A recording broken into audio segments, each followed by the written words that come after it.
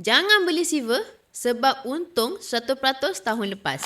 Saya nak cakap satu benda yang ramai orang selalu terlepas pandang.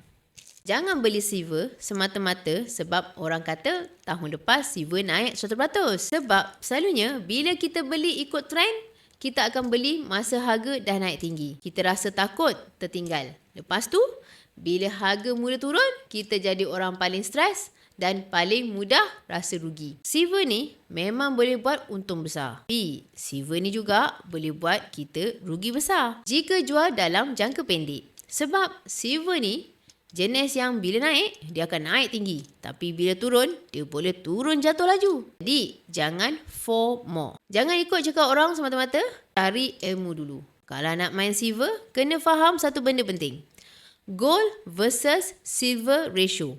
Ratio ni macam signal untuk timing silver. Kalau ratio 1:80 ke atas, itu biasanya masa orang akan borong silver. Kalau ratio turun dekat 1:40, itu biasanya masa orang akan ambil untung sebab harga silver tengah kuat. Sekarang ni bukan masa untuk borong silver ikut emosi. Dan saya nak clarify satu benda juga. Kalau niat kita nak simpan duit untuk sesuatu macam duit kahwin tahun depan atau dalam tempoh yang pendek, kalau kurang daripada 2 tahun, lebih baik simpan dekat tempat yang stabil dulu. Macam ASB atau tabung haji. Sebab masuk RM1,000, sekurang-kurangnya RM1,000 tu masih ada.